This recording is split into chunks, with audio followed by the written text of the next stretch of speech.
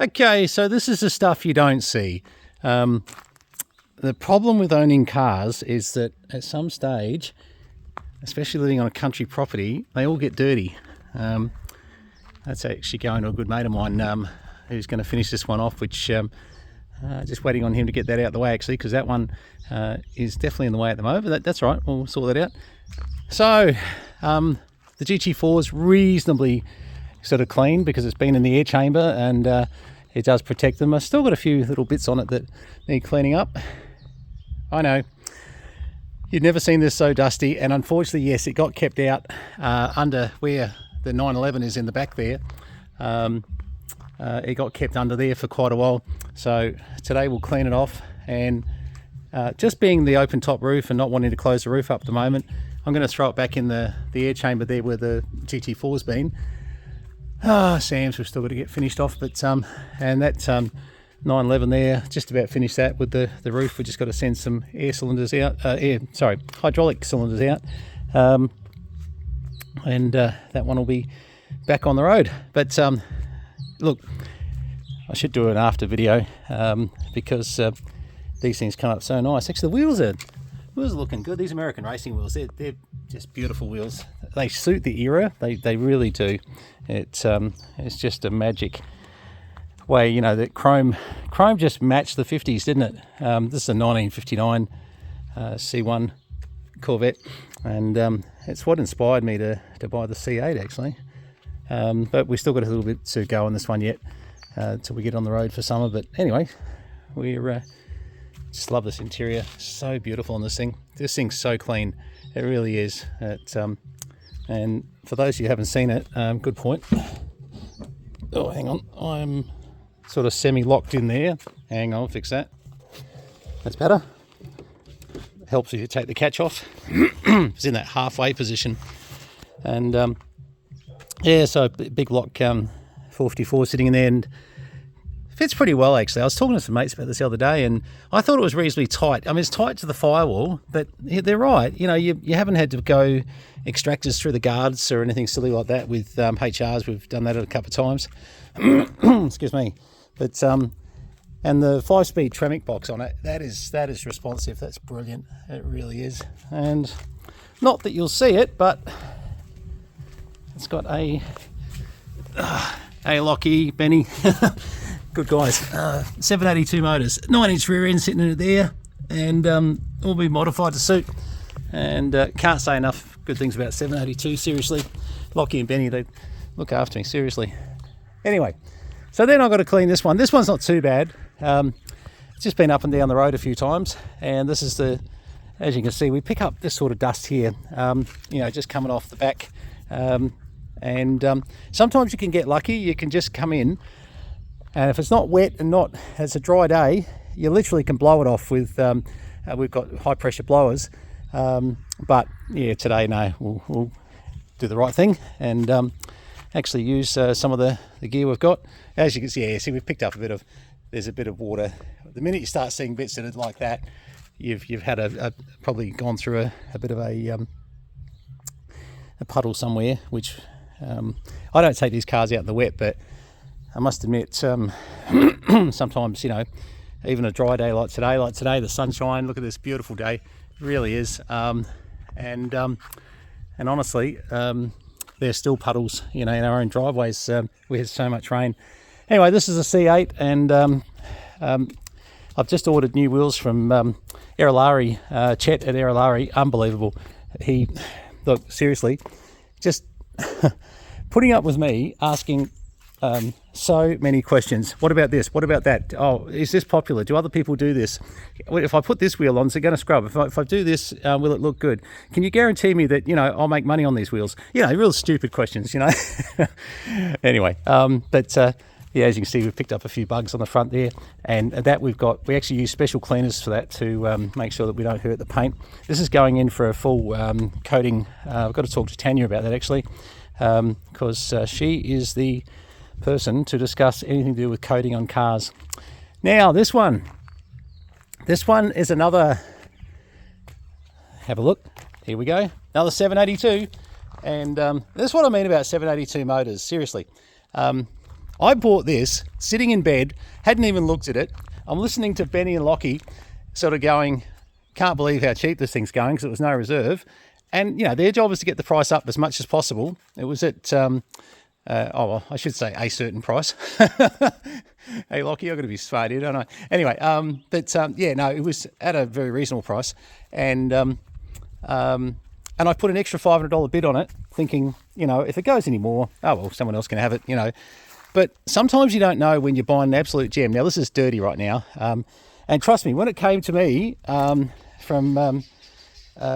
Daniel Enclosed Towing, so, and just a little advert there, if you're ever looking for towing, just look up Dan's Enclosed Towing. Best towing. When I say towing, it's a full enclosed trailer.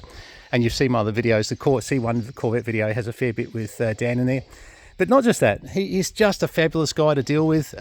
His wife, Hannah, fantastic to deal with. So, you know, you'll really get the car down. Well, it came down looking a lot better than it has right now. It's actually sat around collecting a bit of dust. And so that, by the way, this is not how Dan sent me the car. Not at all. It shined.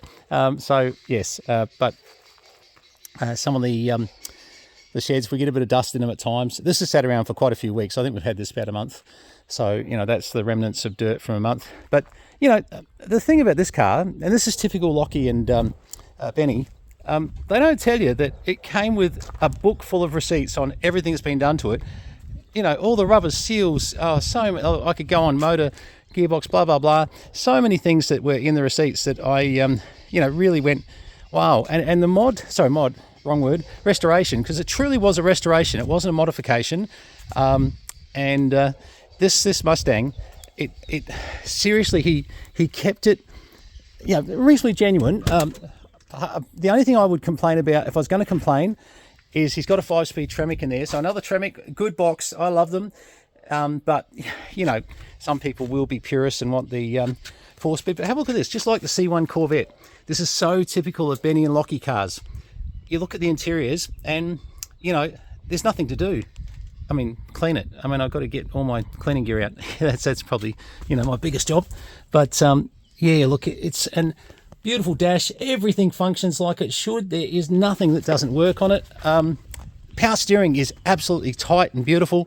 It is, you know, and it's like a midnight blue colour when you get the dirt off it. But have a look at this.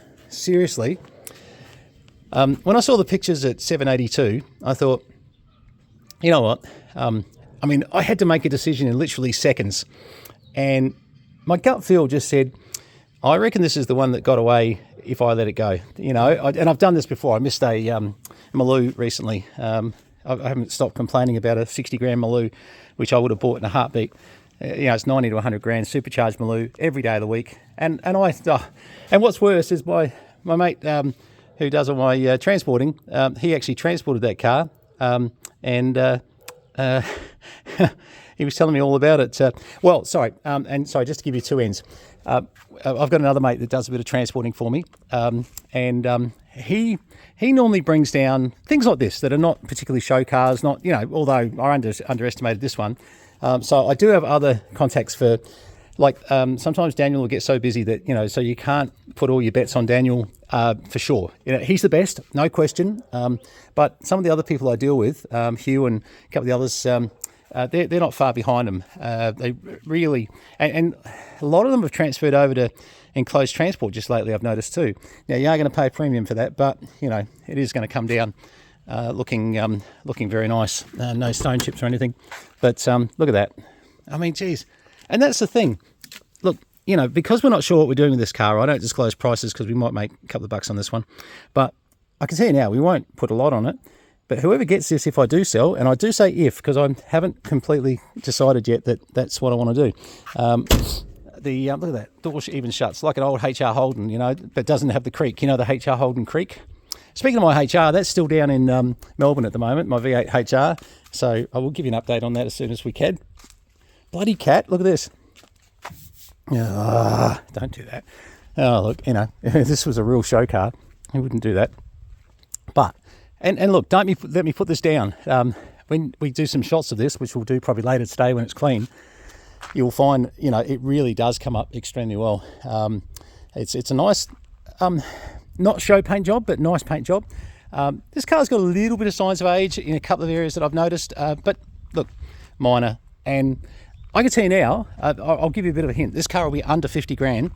And I mean, it runs, drives, does everything perfectly. I reckon if I got in it right now, and here, let's try something. I've only started it for a very quick second.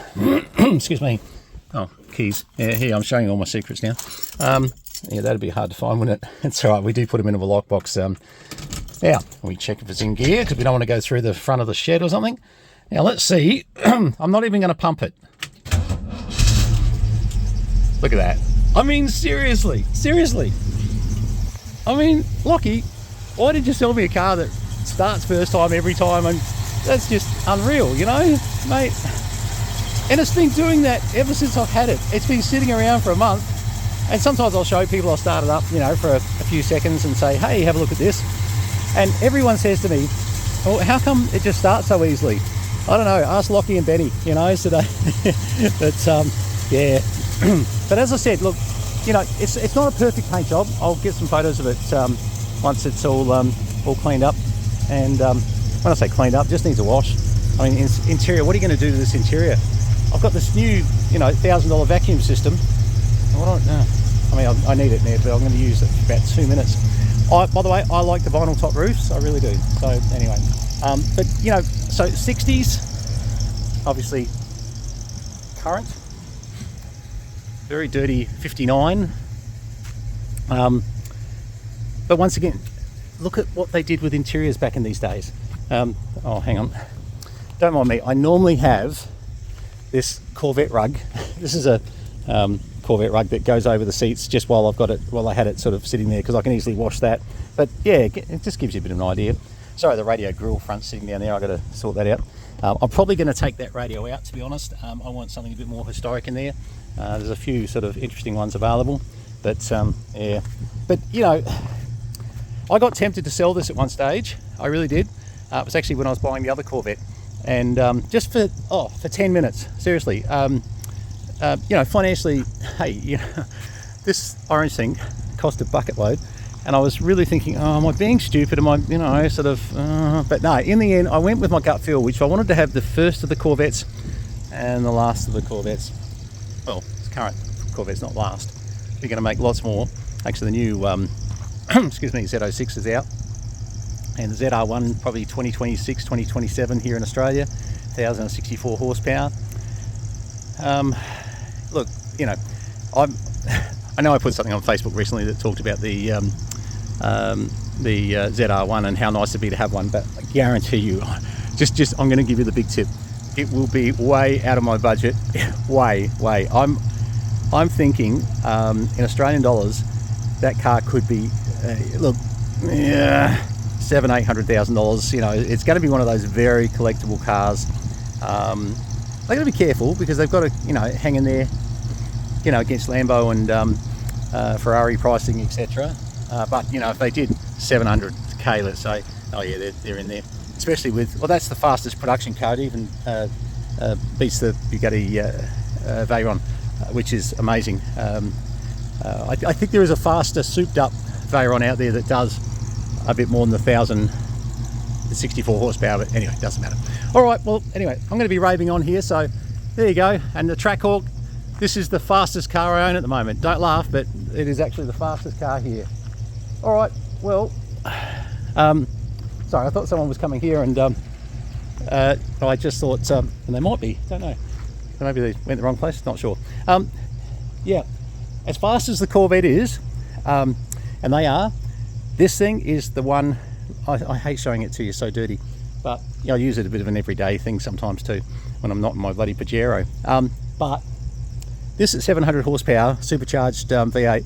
This thing is just phenomenal. I don't use it anything close to what it, you know, can do. I tend to just dawdle around in the thing. So, you know, it's only done about 30,000 Ks, this thing. Hasn't done a lot. So, yeah, nice car. Shocking when it's dirty, though. You know, it really is. And, Paul, come pick up the GMC, mate. All right. Looks like I have got someone here. Okay, cheers, guys. All the best.